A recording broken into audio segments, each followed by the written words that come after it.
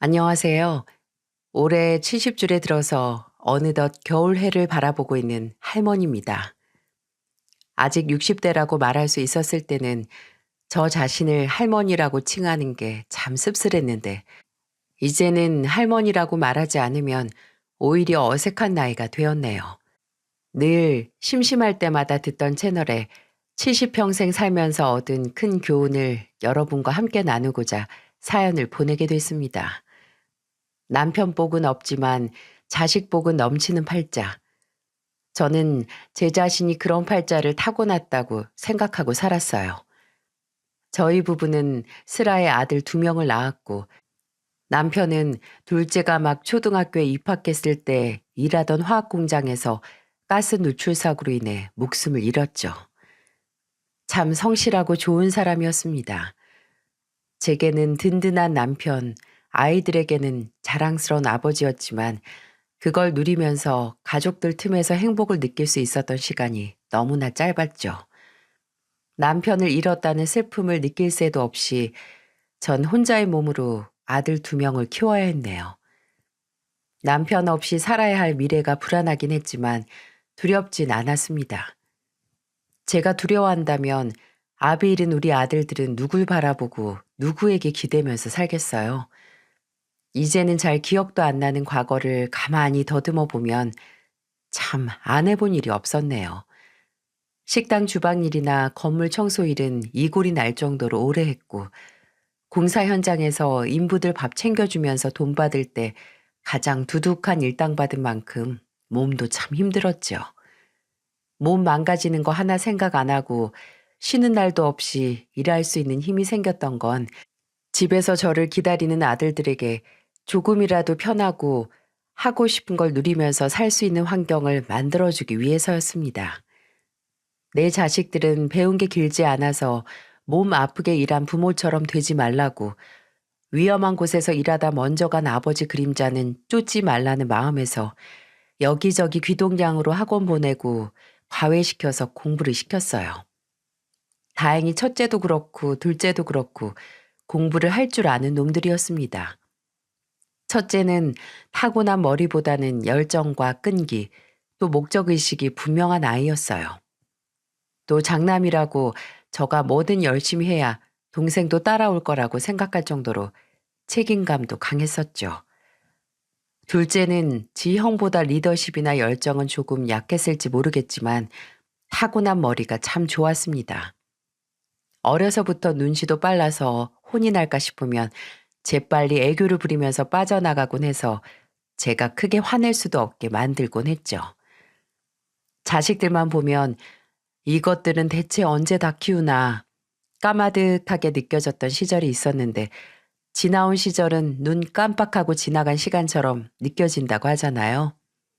언제부턴가 저보다 키도 몸집도 커지고 쫄래쫄래 쫓아오던 애들이 이제 저보다 먼저 훌쩍 가버리는 뒷모습만 보이는 순간이 왔네요. 아들 녀석 둘 다 지들 애미 고생을 물거품으로 만들어버리지 않고 알아주는 명문대에 들어가서 사회에 나가 자랑스럽게 제 몫을 해내는 어른으로 자랐답니다. 첫째는 대기업에 들어갔고, 둘째는 조금 더 공부해서 로스쿨에 들어가 변호사가 되었어요. 남의 집 화장실 치우고 쓰레기 치우면서 키운 애들이 이렇게 성공했을 줄 누가 알았겠어요. 아니, 그런 줄 알았죠. 저는 정말 제가 자식 농사 하나는 기똥차게 성공을 했다고 착각을 하고 있었습니다. 이제 번듯한 사회인으로 만들어놨으니 조급하게 자식 걱정할 필요 없이 앞으로 저들 인생 잘 사는 거 묵묵하게 지켜볼 일만 남았다고 생각을 했어요. 이제 일 시작했으니 결혼을 한다고 하면 하는 거고, 혼자 산다고 하면 또 그건 나름대로 지 선택이니 하려고 했죠. 저는 첫째가 먼저 결혼을 한다고 할 줄 알았습니다. 장남이라서가 아니라 오래 사귀던 아가씨가 있었거든요. 첫째가 군대 갔을 때도 기다렸고, 또 취업 준비할 때도 묵묵히 옆에서 도와줬던 착한 아가씨였어요. 5년 이상을 사귄 사이라 애미인 저도 몇 번씩 얼굴을 봐서 알고 있었고요.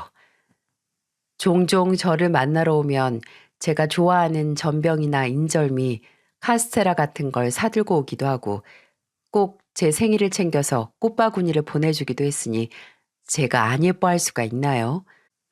너무나 당연하게 그 아가씨와 첫째가 결혼할 거라고 예상을 했고 저도 그 아가씨가 제 며느리가 된다면 정말 딸처럼 어여쁘고 소중하게 여기리라고 생각을 했는데 그 두 사람의 결혼 소식은 평생 들을 수 없었습니다. 오히려 첫째보다 둘째가 먼저 결혼 소식을 알려왔어요. 둘째는 변호사가 된 후 들어간 로펌에서 1년차 경력을 쌓았을 때쯤 만난 아가씨가 있다고 제게 넌지시 전해왔는데 같은 곳에서 일하는 변호사라고 하더군요. 제 짝을 만났다고 좋아하면서 제게 인사를 시키고 바로 결혼 준비를 할 거라고 하더군요. 만나보니 아주 밝고 똑부러진 게 인상이 아주 좋았어요. 본인이 하는 일에 자부심과 열정이 있어 보이는 모습이 아무리 제가 손윗 사람이라고 해도 배울 점이 많은 아가씨라고 생각을 했네요. 둘째는 제게 결혼 상대를 소개시키고 나서 바로 결혼 준비를 했고 다음 해 봄에 결혼식을 올렸어요.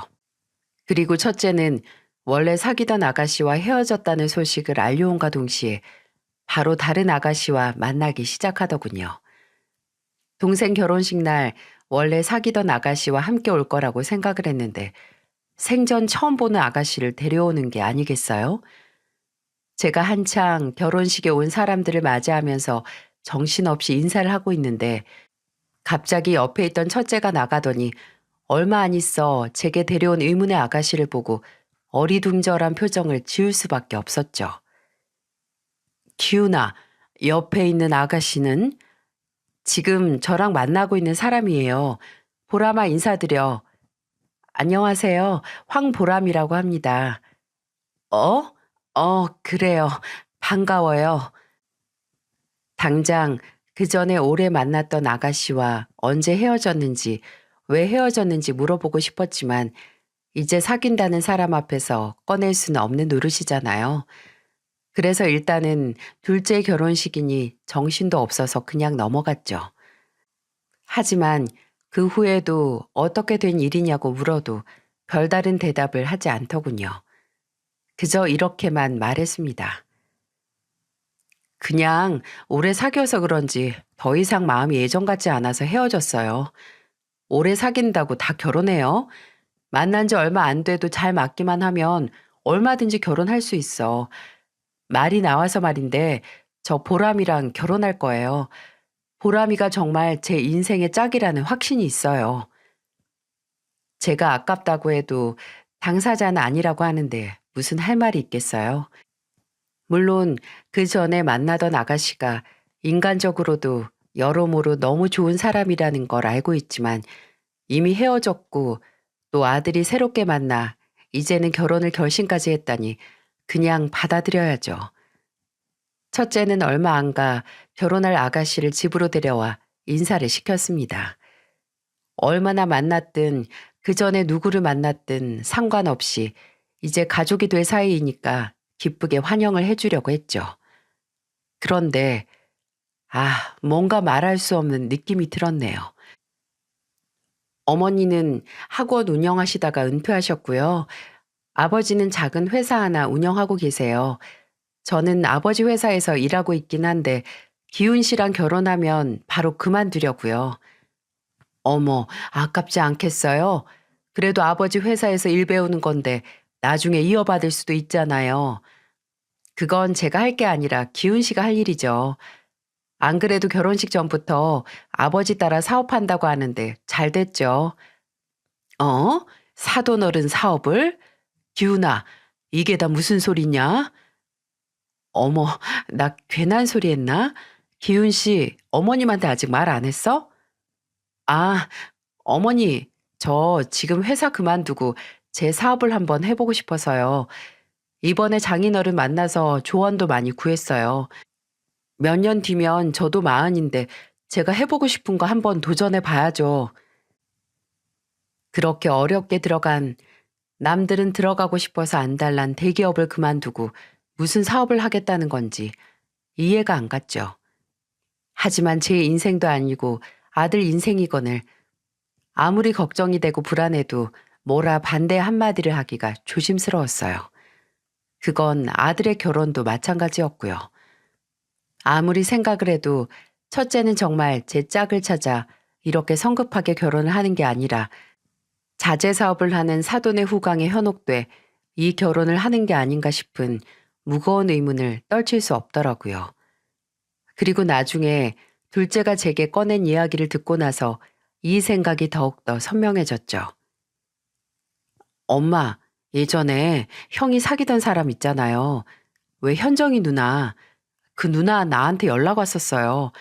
형 결혼한다는 소식 들었다고 언제 만난 여자랑 하는 거냐고 물어서 저도 정확하게는 잘 모른다고 했죠. 근데 느낌이 좀 형이 혹시 바람 피운 건 아니겠죠? 행여 이게 사실일 거라고 생각하고 싶지 않았습니다.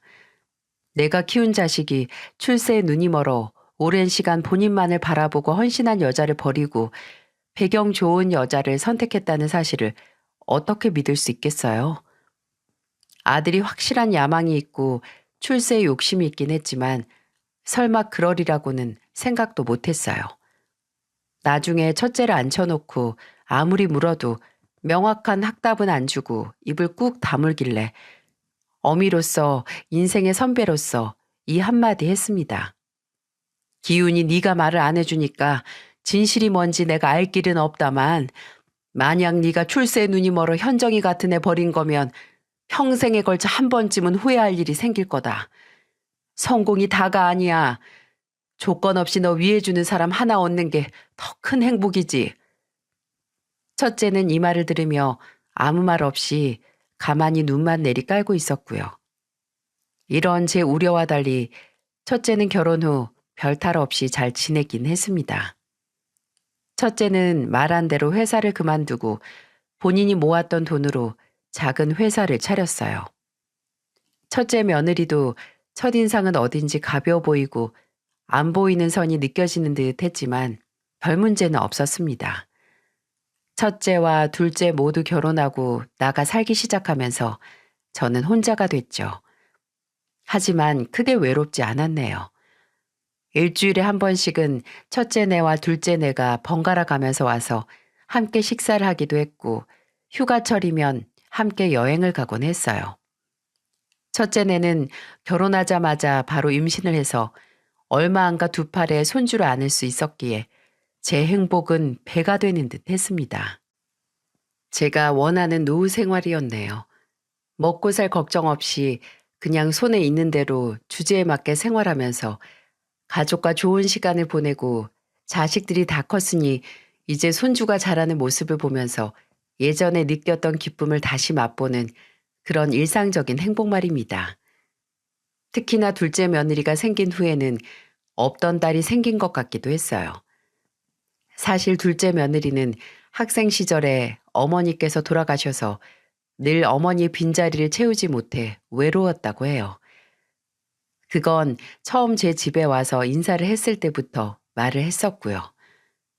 이제 정말 저를 본인의 부모님처럼 생각할 거라고 하길래 제가 아무리 그래도 시자가 붙은 어머니는 다를 텐데 하고 웃으면서 말했더니 아주 단호한 표정으로 이렇게 말하더라고요. 아니요, 전 정말 어머님하고 잘 지낼 자신이 있어요. 느낌이 그래요. 이렇게 말하곤 바로 배시시 웃는 겁니다. 그리고 그 느낌이 아주 백발백중으로 맞은 격이고요. 둘째가 막 가족이 됐을 때 제가 그렇게 말한 적이 있었어요. 너무 의무적으로 제게 연락을 하거나 찾아올 필요 없다고요. 아무리 바빠도 한 달에 4번 이상은 저를 찾아오거나 만나서 어딜 가자는 둘째 며느리가 며느리로서 너무 무리를 하는 건 아닌가 싶어서 한 말이었네요. 마음은 너무 예쁘지만 일을 하는 애가 얼마나 피곤하겠어요. 근데 제가 그렇게 말한 이후로는 아예 찾아올 이유를 만들어서 오는 게 아니겠어요? 어머님, 저 오늘 대박 케이스 하나 승소했어요. 이건 축하해야 돼요. 정훈 씨는 오늘 야근이라서 저랑 축하 좀 마셔줄 사람이 어머님 뿐이에요. 어머님, 저번에 가져다 주신 오이소박이랑 파김치 다 먹었어요. 오늘 더 가져가려고 들렀어요. 그 김에 어머님이랑 밥 먹고 가려고요. 저 의뢰인 한 분한테 박물관 관람권 얻었는데 어머님 같이 가실래요? 어머님 둘째 아들은 영 이런 데 관심이 없어서 갈 사람도 없네요. 어머님이 예술의 문외 아닌 아들 대신에 같이 가주세요. 네?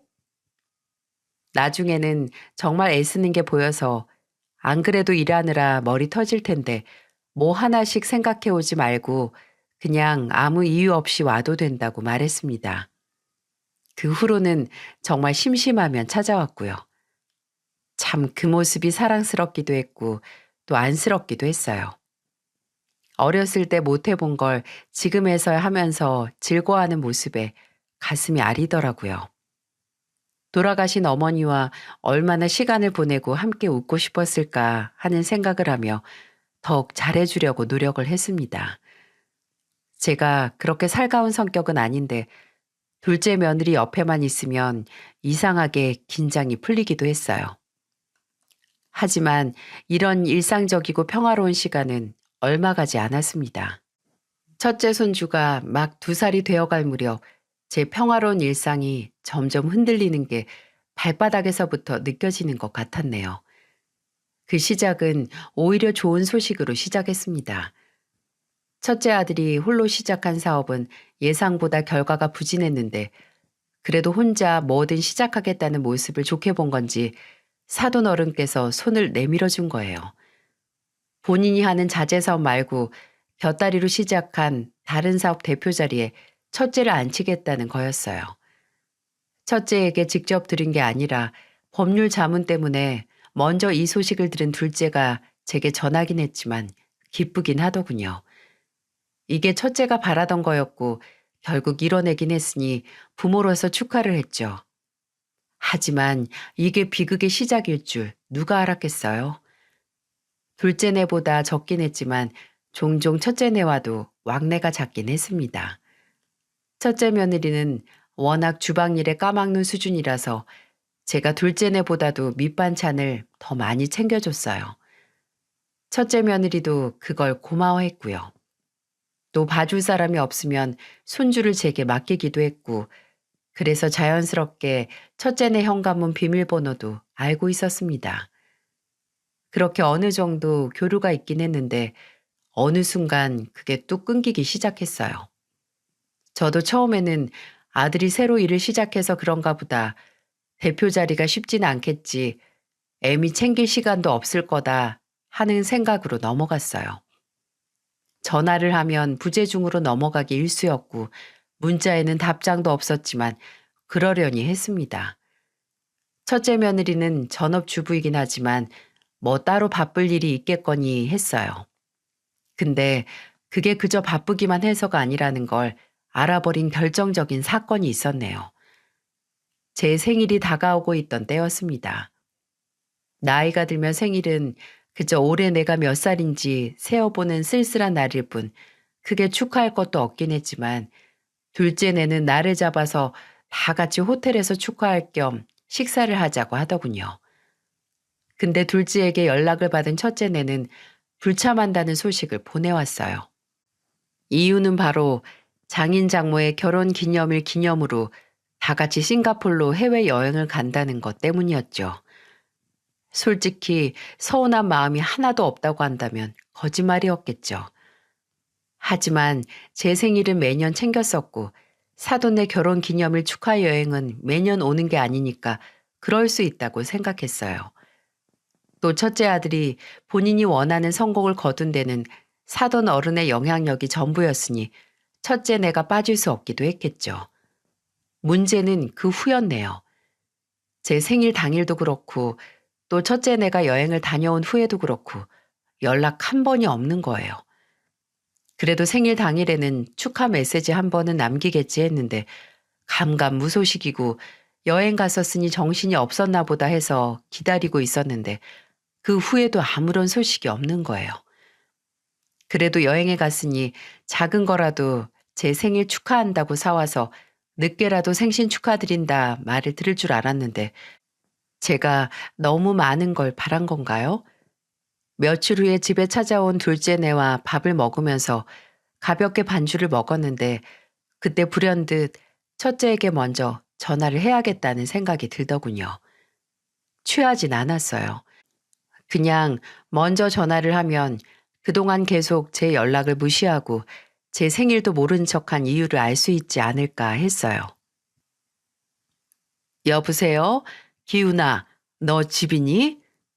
네, 어머니 그런데요. 이 밤에 왜 갑자기 전화를 하셨어요? 무슨 일 있어요? 아니, 네가 여행 갔다 와서 별다른 연락도 없길래 했어. 잘 다녀왔니? 아, 네, 잘 다녀왔죠. 갔다 와서 바빠서 연락을 못 했어요. 누구야? 어머님이야? 어, 왜 연락 안 했냐고. 뭐야? 뭐 맡겨 놓으셨대? 순간 휴대폰 너머로 첫째 며느리의 목소리가 설핏 들리는가 했어요. 집에 있다니 옆에 있나 보다 했는데 아주 불만이 덕지덕지 묻은 목소리와 내용에 말문이 턱 하고 막히는 겁니다. 보람이 같이 있니? 보람이 걔가 지금 나한테 하는 말이야? 아휴, 어머니가 이 밤에 연락 안 했다고 전화까지 하시니까 이러는 거 아니에요. 아니, 내가 전화하자마자 다짜고짜 너네한테 왜 연락 안 했냐고 타박이라도 했니? 그냥 여행 잘 다녀왔나 궁금해서 전화한 게 그렇게 싫대? 예, 보람이 전화 좀 받으라고 해라. 너무 어처구니가 없어서 저는 첫째에게 며느리를 바꿔달라고 했고 첫째는 한숨을 푹 쉬더니 이내 며느리에게 전화를 건넸어요. 며느리는 아주 퉁명스러운 목소리로 전화를 받더라고요. 보람아, 너 내가 지금 밤 10시에 전화한 게 그렇게 불만이니? 내가 너나 기훈이가 내 생일날 전화 한 통, 문자 한 통 없다고 뭐라 하기라도 했니? 뭐가 그렇게 안 입고 와서 옆에서 투덜거리고 있어? 어머님, 생각 좀 해보세요. 어머님 지금 말하신 거 다 불만이시긴 하잖아요. 그죠? 그래서 전화하신 거 맞잖아요. 네가 그걸 어떻게 하니? 난 그냥 처음에는 너희가 여행을 잘 다녀왔는지 무슨 일 없는지 궁금해서 전화한 건데 먼저 그거에 불만을 표출한 건 보람이 너 아니니? 투덜거리고 싶으면 최소한 내가 너희한테 서운하다는 말 한마디 했을 때 하든가. 뭘 못 참아서 그냥 궁금해서 전화한 사람한테 맡겨놨느니 뭐니 건방진 소리를 해. 아니, 딱 보기에도 서운하고 뭐라 하고 싶어서 전화한 게 보이는데 그냥 입을 다물고 있으라고요? 어머님, 요즘 시대에 시자 붙이고 갑질하면 사람들이 욕해요, 욕. 아이고, 내가 너한테 언제 갑질을 했다고 그러니? 생각 안 나세요? 어머님 집에서 저 화장실 청소하고 방바닥 걸레질 했던 거, 그런 거 시키는 게 다 갑질이지 뭐예요? 누가 들으면 정말 제가 불러내서 첫째 며느리에게 갖은 고생 다 시켜가면서 청소시킨 줄 알겠습니다. 그날은 새해 첫날이었고 인사하러 들른 첫째, 둘째네가 제가 청소하고 있던 걸 보고 거들어준 것뿐이었어요. 첫째 며느리뿐만 아니라 다른 애들도 다 청소를 했고 심지어 첫째 며느리는 바쁘다고 다 끝내고 가지도 않아서 제가 이어서 다시 청소를 해야 했고요. 근데 그게 아직까지 억울하고 분해서 부들부들 떠는 목소리를 듣고 있자니 헛웃음이 다 나오더군요. 아, 그게 그렇게 억울했니? 다른 식구들도 다 같이 청소하는데 바쁘다고 하다가 먼저 간 애가 그게 그렇게 서러웠어? 그래, 나중에 무슨 원망 들을 줄 모르니까 이젠 너한테 이쑤시개 하나 집어달란 부탁도 하면 안 되겠다. 안 그러니?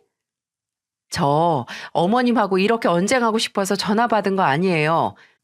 앞으로 괜히 연락이나 어머님 댁에 가는 문제로 스트레스 안 주셨으면 좋겠네요. 불리하니까 바로 말 돌려서 마치 본인이 이 일의 피해자인 것처럼 말하는 첫째 며느리의 말을 듣자마자 저 또한 괜히 시간 낭비, 감정 낭비하고 싶지 않아 바로 끊었습니다. 옆에서 모든 통화 내용을 듣던 둘째네도 어이없어 하더군요. 진짜 살다 살다 제 딸버린 애한테 별 이야기를 다 들었습니다. 그 후로도 첫째 며느리는 작정한 것처럼 굴더군요. 본인한테 필요 없을 때는 시어머니에게도 남처럼 굴었습니다. 그날 통화했던 건 별다른 대화 없이 없던 일처럼 그냥저냥 넘어갔는데 하루는 손주를 봐달라는 말을 듣고 가서 봐준 날이 있었어요. 첫째 며느리는 외출을 하고 저는 남아서 손주를 재우고 차 한잔 하기 위해 주방으로 갔죠. 물이 끓는 동안 넓디 넓은 주방을 이리저리 살펴봤어요. 아무 생각 없이 냉장고를 열었는데 이럴 수가. 제가 한 달도 전에 보낸 반찬통이 마치 뚜껑 한 번 열리지 않은 채로 그대로 냉장고 구석에 박혀 있는 게 아니겠어요? 멸치볶음 속 꽈리고추에 뽀얀 곰팡이를 확인했을 때 이 반찬이 얼마 동안 방치됐었는지 알 수 있었네요. 나중에 집에 온 며느리에게 이 얘기를 하니 아주 펄쩍 뛰더군요. 제발 뭐가 문제인지 여러분께서 봐주시겠어요? 불아마, 냉장고 보니까 내가 보내준 반찬이 그대로 있더라. 입에 안 맞으면 다른 걸로 바꿔줄까? 둘째네는 진미채나 오징어채 볶음 잘 먹던데. 냉장고를 열어보셨어요? 대체 왜 남의 집 냉장고를 열어보세요? 뭐 하나 흠잡아서 뭐라고 하시려고 그러시는 거죠? 넌 무슨 말을 그렇게 하니? 그럼 반나절 꼬박에 봐주면서 나는 물도 못 꺼내 먹니? 그리고 내가 방금 네 탓을 하든 혹시나 입에 안 맞아서 안 먹었나 해서 다음엔 음식 낭비할 것 없이 더 입에 맞는 걸 물어봐도 아주 잡아먹을 듯이 구는구나. 대체 뭐가 문제니? 너는 내가 말하는 거 뭐든 다 공격으로 받아들이는 거야? 어머님, 수가 빤히 보이니까 그러죠. 어머님이 어머님 손주 봐주는 걸로 마음대로 제 집 냉장고 들쑤실 수 있는 권리가 생기는 거 아니잖아요. 그럼 우리 아버지는 남편한테 회사도 줬으니까 이 집에 들어와서 남편이 청소는 하는지 애는 잘 보는지 다 감시할 수 있는 거겠네요? 예, 너랑은 말이 안 통한다. 무슨 말만 해도 뭐든 꼬아서 받아들이니까 그냥 내가 말을 말아야겠어. 네 아버지가 뭘 하든 그건 알아서 하시라 하고 너는 제발 듣고 싶은 대로 듣고 말하고 싶은 대로 뭐든 하는 그 버릇 좀 고쳐라. 어? 저는 이 대화에서 알았죠. 첫째 며느리가 아이를 낳고 제 아들이 장인에게 대표 자리를 받은 후로 본인이 시댁에 했던 기본적인 예의를 버렸다고 말이에요. 그전까지는 그래도 아무 문제 없이 지내는 듯 했는데 그게 다 참고 있었던 거였죠. 나중에는 제가 보내는 반찬도 도로 택배로 붙여 돌려보낸 거 아세요? 정말 통탄스러웠네요. 마치 아들을 대표직 자리에 팔아버린 기분도 들고 아들이 얼씨구 좋구나 그 덫으로 들어간 기분도 들었어요. 하지만 첫째 아들도 별다를 건 없었습니다. 제가 며느리와 있었던 일을 말하려고 하면 단호하게 제 입을 막아버렸어요. 긁어부스럼 만들지 말라 이런 말과 함께요. 그 사람 성격 아시면서 왜 굳이 부딪힐 일을 만드세요? 그냥 무시하세요, 무시. 어차피 1년에 몇 번 보지도 않는데 뭐가 문제라고. 같이 사는 제가 피곤하지 어머니가 피곤해요? 그나마 저는 그 사람이 필요하고 받는 게 있으니까 잘 참고 있으니까 그냥 알아서 살게 냅두시라고요. 너는 받는 거 있으니까 네 애미가 무슨 말을 듣고 무슨 짓을 당하든 참으라는 말이냐? 그럼 제가 원하는 거 어머니가 주실 능력이라도 있으세요? 저도 다 생각이 있어서 그러는 거예요.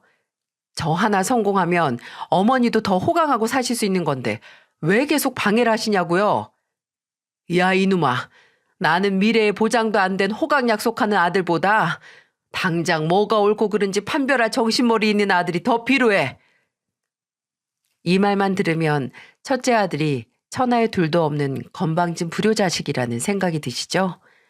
하지만 이러지 않았습니다. 욕심은 있었어도 그 욕심에 눈이 멀어 애미한테 가만히 좀 있으라고 으름장을 놓는 놈은 아니었어요. 아니, 그런 놈이었지만 애미인 제가 자식에게 눈이 멀어 그 본 모습을 못 보고 있었던 걸 수도 있겠네요. 저는 여기서 살면서 받은 모든 충격적인 일을 다 겪었다고 생각을 했는데 그게 끝이 아니었네요. 첫째네와 연락을 거의 뜸하게 끊다시피 했을 때 친한 동창에게서 전화가 왔습니다. 그리고 그 전화 한 통은 제 뒤통수를 거나하게 두들겼죠. 동창은 아주 생뚱맞은 소리를 하더군요. 얘, 기훈이 이혼했니? 어? 아니, 그게 무슨 소리야? 누가 그래? 어머, 아니야? 그럼 내가 잘못 봤나? 근데 그럴 일이 없는데. 내가 분명히 대체 무슨 소린데 알아듣게 좀 말해봐. 내가 저번 주 주말에 우리 큰애하고 백화점에 갔거든. 강남에 있는 애가 지갑 사준다고 좋다고 따라가서 명품 매장 맞은 1층에서 돌아다니고 있었지. 근데 거기서 네 첫째 며느리를 봤지 뭐야. 그래, 걔가 백화점 가는 게 뭐. 아유, 근데 그 며느리가 혼자가 아니었으니까 문제지. 어떤 훤칠한 남자랑 팔짱 끼고 가던데. 둘이 쇼핑한 건지 그 남자 양팔에 명품 브랜드 로고 박힌 쇼핑백이 잔뜩 들려 있고. 아, 그럼 혹시 남매인가? 남동생이나 오빠 있대? 아니, 혼자야, 외동딸. 근데 그거 진짜 우리 첫째 며느리 맞아? 잘못 본 거 아니고? 자기 며느리가 어디 흔한 인상이야? 여기저기 고쳐서 인상도 세잖아. 쉽게 잊힐 얼굴이 아니지. 내가 정말 확신한다니까. 근데 이혼 안 했다고? 엄마야, 그럼 내가 괜한 소리 한 거 아닌가 모르겠네. 여러분은 이게 믿어지시나요? 동창과의 전화를 끊은 후에도 설마 아니겠지, 사촌은 아닐까 하는 생각을 계속했지만 동시에 뒷골이 뻐근해지면서 모든 것에 초월한 기분도 들더라고요. 아무리 부부 사이 일은 당사자들끼리 해결을 해야 한다지만 혹시 이 일이 사실이고 첫째 아들이 모르고 있다면 어떻게 해야 할지 감당이 안 되는 거예요. 당장 둘째 아들에게 상의를 한다면 혹시 지형한테 바로 달려갈까 싶어서 저는 이 복잡한 속을 둘째 며느리에게 털어놨죠. 오랜만에 둘이서 밥 먹자고 집으로 부른 후에 넌짓이 있었던 일을 말하니까 둘째 며느리가 한동안 사력 있게 고민을 하는 듯 했습니다. 그리고 명쾌하게 말하더군요. 어머님, 이 일은 일단 확실하게 정말 형님이 바람을 피우는지 아닌지 알아보는 게 우선이에요. 아무리 남녀 관계는 건드리지 말라고 하지만 가족 일인데 어떻게 강 건너 불구경을 해요. 근데 바람인지 아닌지 알아도 기훈이 걔가 헤어진다고 할까?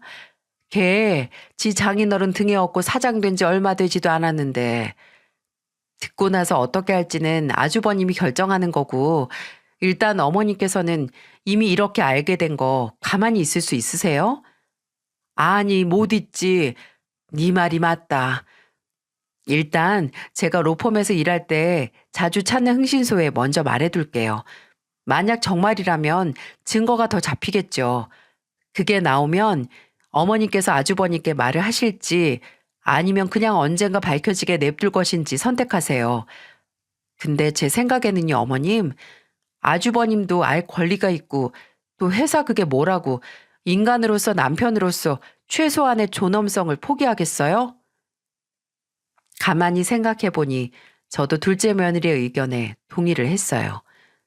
만약에 첫째 아들이 대표 자리에 앉으면서 잊고 있었던 최소한의 자존심이 있다면 본인 안의 실체를 알고 옳은 선택을 하겠죠. 저는 그렇게 둘째 며느리의 도움으로 불륜 의혹이 대두된 첫째 며느리 뒷조사를 시작했습니다. 기다리는 시간이 참 영원처럼 느껴지고 한편으로는 아예 불륜이 맞아서 갈라서길 바라면서도 또 한편으로는 그냥 추문에 불과해서 첫째 아들이 상처 안 받고 둘이서 지지고 볶고 살길 바랐어요. 한마디로 복잡했습니다. 그리고 3주 뒤에 이 복잡한 심정을 단번에 정리할 결과를 받고야 말았네요. 둘째 며느리가 의뢰했던 흥신소에서 받은 결과물을 들고 제 집에 나타났을 때 이미 둘째 며느리 표정에서 어떤 결과가 나왔는지 알 수 있었어요. 어머님, 일단 결과는 이렇게 나왔으니까 내용은 저는 안 보셨으면 좋겠어요. 들으시는 거랑 직접 보는 거랑 받으실 충격이 다르실 거예요. 아니다, 희정아. 걱정해 주는 거 고마운데 내가 두 눈으로 직접 봐야 내 아들도 보여줄 수 있는 거지. 둘째 며느리의 말대로 정말 직접 확인하는 게 충격이 어마어마하더군요. 사진과 동영상에는 분명 첫째 며느리가 찍혀 있었고 누군지 모를 남자와 손을 잡고 같은 차에 타고 차 안에서 서로 볼에 입을 맞추고 그 차에서 내려서 거의 부둥켜 안다시피 한 몰골로 걸어서 으리으리한 호텔로 들어가는 모습까지 찍혀 있었어요. 심지어 그 호텔의 내부인지는 모르겠지만 수영장 안에서 서로 안고 수영하는 모습도 서슴없이 스킨십인지 뭔지를 하는 꼴까지 다 확인할 수 있었네요. 저는 한참 고민에 빠졌습니다. 이걸 첫째 아들에게 보여주는 건 이미 결정을 했고 만약 아들이 이걸 봤음에도 제 욕심에 이혼을 안 하면 어쩌지 하는 그런 고민 말이죠. 지금 와서 생각해보면 그런 결정을 하든 말든 가만히 지 팔자려니 하고 모른 척 했어야 했지만 그때는 혹여 아들이 이혼 후 대표 자리에서 물러날 게 두려워서 잘못된 선택을 하면 어떻게 할까 걱정이 됐네요. 그래서 큰 결심을 했습니다. 그때쯤 몇 년 전 경기도에 사둔 땅이 재개발이 결정돼서 꽤 두둑한 보상금을 받을 수 있었거든요. 그 돈을 첫째 아들에게 줄 결심을 했어요. 사위로서 받은 대표 자리는 과감하게 포기하고 새로 뭐든 시작하라고 사업 자금으로 줄 생각이었어요. 하지만 그런 결심을 마음먹고도 결정을 내리긴 쉽지가 않았습니다.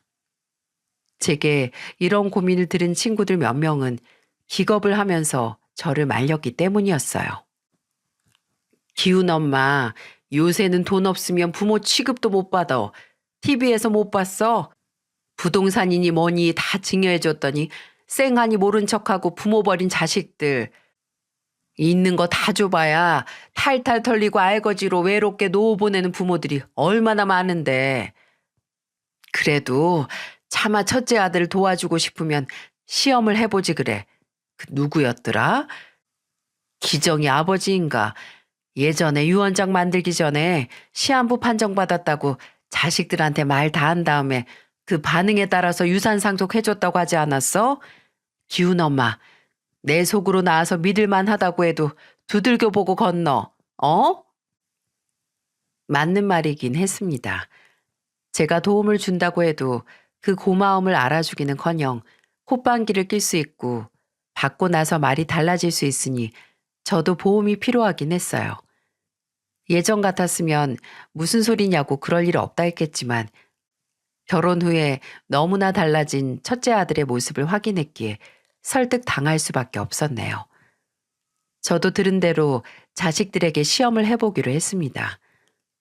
부모로서 인간으로서 거짓말로 상대의 반응을 끄집어낸다는 게 좀 양심이 찔리긴 했지만 당장 뭐든 가릴 게 없는 제가 못할 게 뭐가 있겠어요.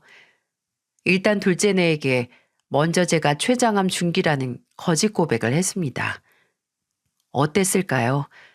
아직도 그 생각을 하면 미안해서 어쩔 줄 모르겠어요. 둘째 아들과 며느리는 서럽게 울었습니다. 엄마 내가 꼭 엄마 살릴 거예요. 전국의 모든 병원을 다 뒤져서라도 엄마 고칠 의사 꼭 찾아낼게요.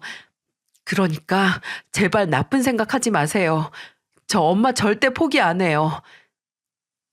아들은 제게 저들 집으로 들어와서 같이 살자고 그래야 간병하기 좋다는 말을 하는데 저는 차마 그 자리에서 다 거짓말이라고 너희를 시험하기 위해서라는 말을 꺼낼 수가 없더라고요. 일단 울고 있는 애들을 진정시키고 넌지시 제가 왜 이런 거짓말을 할 수밖에 없었는지에 대해 천천히 설명을 했죠. 며느리는 안도의 한숨과 함께 긴장이 풀렸는지 그래도 너무하셨다 라고 하며 더 울었고 둘째 아들은 화가 나서 바로 집 밖으로 뛰쳐나가 버리더군요.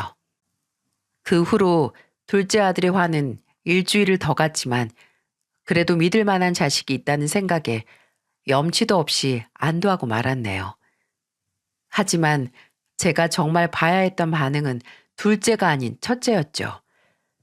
주말 하루 나를 잡아 연락을 먼저 안 하고 첫째네 집에 찾아갔습니다. 문을 열어준 며느리는 순간 표정을 못 숨기고 말도 없이 찾아온 제게 눈살을 찌푸렸지만 중요하게 할 얘기가 있다는 말에 길을 터주더군요. 집 안으로 들어가니 손주는 방에 있는지 안 보이고 첫째 아들은 거실 소파에 앉아 TV를 보고 있었죠. 고개만 돌리고 저를 보면서 무슨 일로 왔냐고 귀찮은 내색을 비치는 아들을 보면서 어쩌면 지금부터 결과가 눈에 보일 수 있겠다는 생각을 잠시 했습니다. 저는 아들에게 TV를 잠깐 끄고 며느리 너도 잠깐 와서 앉으라는 말을 했어요. 떨떠름한 얼굴의 두 사람을 마주하고 숨을 크게 들이마셨어요. 그리고 이내 준비했던 말을 꺼냈죠.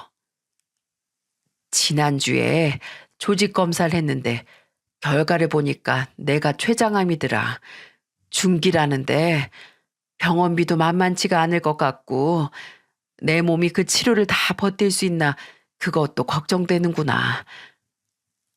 암이요? 어머니 암 걸리셨어요? 그래, 그냥 몸이 좀 안 좋은 줄만 알았는데 이상하게 살이 빠져서 가보니 그렇다더라. 정훈이네는 아직 몰라. 그래도 네가 맞이라서 일단 먼저 말해야 될 것 같아서 이렇게 왔어. 갑자기 암이라고요? 어머니, 지금 이 시기가 저한테 얼마나 중요한지 모르세요? 그게 무슨 말이니? 저 지금 대표직 맡은 지 2년도 안 됐어요. 별다른 성과 크게 낸 것도 없는데 어머니 아픈 거 신경 쓰느라 일이 지장 가면 저 어떻게 하라고 갑자기 이런 폭탄 선언을 하세요? 넌 지금 그걸 말이라고 하니? 내가 폭탄 선언을 하고 싶어서 했겠어? 아니, 당장 그렇게 급한 거 아니면 잠깐 어머니만 알고 계시거나 정훈이한테 가셨으면 됐잖아요. 그러게. 어머님, 왜 저희한테 먼저 오셨어요? 서방님네도 명색이 변호사 부부인데 돈 잘 벌 거 아니에요. 혹시 지금 저만 놀고 있다고 저한테 간병 부탁하려고 하시는 건 아니죠? 이 사람 어머니 간병 못해요. 평생 굳은 일 한번 해본 적이 없는데 어떻게 간병을. 지금 내 입에서 간병에 간자 한 번이라도 튀어나온 적 있니? 왜 지레 겁먹어서 헛소리들이야? 아니 그럼 어머니가 갑자기 오셔서 이런 얘기를 왜 저희한테 먼저 하시냐고요. 정훈이네 먼저 불러서 할 수도 있었는데 그냥 솔직히 말하세요. 간병은 이 사람이 못하고 차라리 간병인을 붙여드릴게요. 그럼 됐죠? 얼마 필요해서 오신 거예요? 맞네. 어머님 돈 때문에 오신 거죠? 제가 간병 못한다고 하면 미안해서 돈이라도 좀 챙겨드릴까 봐 계속 입 다물고 계신 거잖아요. 맞죠? 그죠? 여러분은 어떻게 생각하시나요? 저는 암에 걸렸다는 얘기 하나 했는데 지들끼리 사색이 돼서 당장 아픈 어머니, 시어머니 걱정보다는 지들 걱정부터 하면서 호들갑 떠는 이 치들을 말입니다. 충격을 먹기보다 몸속에서 뭔가 빠져나가는 기분이 들었네요. 그게 아들에 대한 사랑이나 믿음인지 아니면 차갑게 식은 피인지 분간을 못하겠지만 제가 앞으로 어떻게 행동을 해야 하는지 확실한 답을 내리는데 큰 도움이 된 건 분명합니다. 저는 표정에 미동도 없이 두 사람에게 말했어요. 내가 니들한테 뭘 바라겠니? 당장 아프다는 사람 고려장 할 만한 눈가를 가진 니들한테 뭘 바래? 아무리 돈이 많고 높은 자리에서 한몫 잡으면 뭐하니? 이렇게 마음에 여유 하나 없이 뭐 하나 손해볼까 뭐 하나 잃을까 전전긍긍하는데 니들을 보면 내가 이 나이에도 뼈에 새길 만한 교훈을 얻는다. 아무리 손해진 게 많아도 머리에 제대로 든 게 없으면 사람이 이리도 모양 빠져 보인다는 거. 그래, 니들 마음 잘 알겠다. 앞으로 당장 내일이라도 내가 꼬꾸라져도 그 어떤 도움도 너희한테는 안 바랄 거야. 그럼 좀 마음이 편하겠니? 그 대신 너희들 중 하나라도 나중에 살다가 내 도움 한 톨이라도 필요해도 나한테 아무것도 바라지 마라. 알겠지? 서로 마음 편하게 여기서 약속하자꾸나. 그렇게 말하고 저는 그 집을 나왔습니다. 어리둥절한 표정을 한 첫째 아들과 며느리는 저를 붙잡지도 설명을 더 요구하지도 않았어요. 첫째 아들은 나중에서야 둘째에게 제가 했던 말이 시험을 위한 거짓말이라는 걸 알았고, 그걸 안 후에 제게 전화해서 한바탕 난리를 부리더라고요. 어떻게 자식을 이렇게 속이냐고요. 저는 억울해하는 아들에게 이렇게 말했습니다. 왜? 부모는 자식한테는 거짓말하면 안 되고, 자식은 암 걸렸다는 부모한테 굳이 급한 일 아닌데 왜 지금 말하냐? 이렇게 말해도 되니? 거짓말 하나에 속아서 속내 보이니까 억울해? 너무 야속하게 생각하지 말아라. 나도 거짓말 하나 때문에 병들면 장남한테 바로 버려질 거라는 거 미리 알았으니까. 그 후로는 첫째네와 일절 연락을 하지 않았어요. 거의 연을 끈다시피 했네요. 하지만 아직 할 일이 남긴 했어요.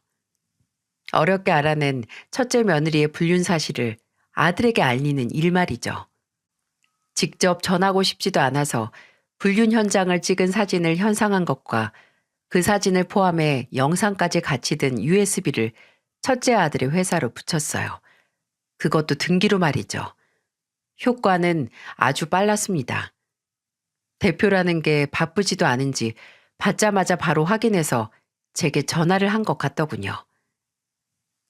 이게 대체 뭐예요? 네? 어머니, 무슨 짓을 하신 거냐고요? 무슨 짓이냐니? 나야말로 도통 무슨 소리인지 모르겠구나. 몰라서 물으세요? 저한테 보낸 이 사진이랑 동영상 대체 뭐냐고요? 아, 그건 나한테 물을 게 아니라 네 아내한테 물어야지. 내가 걔한테 바람 피우라고 부탁한 것도 아닌데 나한테 따져봐야 뭐하니?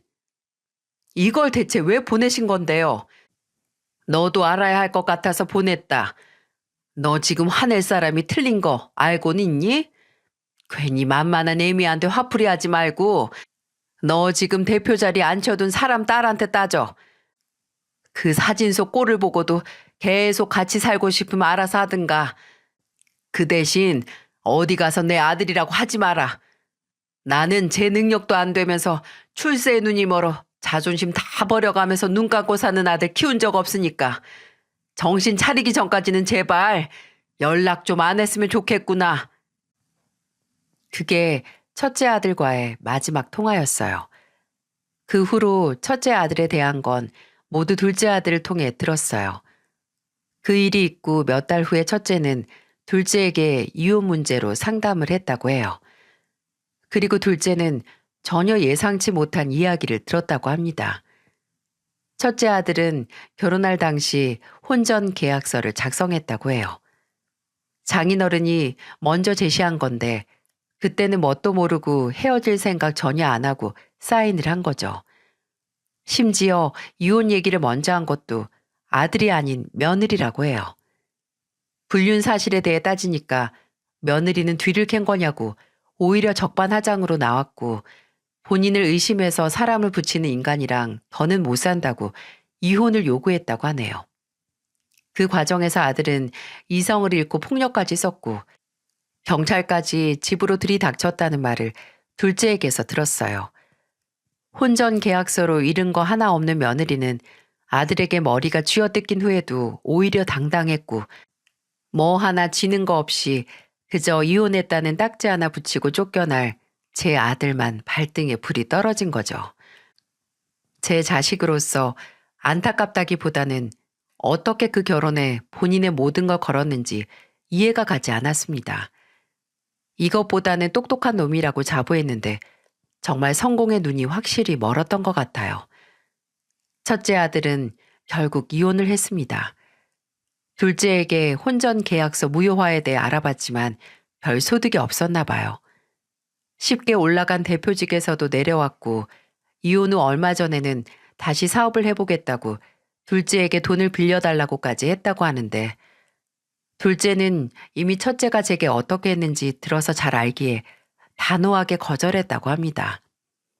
그 후로도 몇 차례 스스로 제기를 해보겠다고 여기저기 손 벌려서 자금을 구하는 것 같은데 어떻게 될지 알 수가 없죠. 웃긴 건 끝까지 제게는 먼저 연락을 안 하더군요. 마지막에 나눴던 대화에 대한 자존심 때문인지 아니면 정말 염치가 없어서 못하는 건지 알 수 없지만 만약 전자의 문제라면 대표직에 오르려고 쉽게 굽혔던 그 자존심이 왜 지 애미 앞에서는 전혀 굽힐 생각도 없는 건지 그저 웃음이 나기만 합니다. 앞으로도 첫째 아들이 스스로 본인의 잘못을 인정하고 제대로 사과를 하지 않는 이상 제가 먼저 아주 조금의 도움을 줄 일은 절대 없을 거예요. 아무리 제 속으로 낳은 자식이라고 해도 먼저 실망감을 안겨준 놈에게 뭐든 다 져줄 필요도 이유도 없는 거니까요. 부모의 사랑은 종종 무조건적이고 헌신적으로만 설명되기에 그 고마움을 모르는 자식들이 많아지는 것 같기도 하네요. 이미 그 고마움을 모른다는 게 판별된 자식에게는 절대로 제 손안에 쥐고 있는 재정적인 부분에 대해 조금의 언질도 하지 않을 것이고 부모로서의 권위를 지키기 위해서라도 놓지 않아야겠습니다. 부디 부모라는 이름으로 헌신을 자처하는 분들에게 그 헌신의 무게를 모른 척하는 자식들에게 낭비하지 않길 바랍니다. 어느 정도 자식에게 거리를 두고 객관적으로 행동을 하는 게 내 자신을 지키는 힘이 되기도 하더군요. 늙음하게 커다란 상처를 받느니 먼저 부모로서의 나 자신을 보호할 방법을 꼭 마련해 두시길 바랍니다.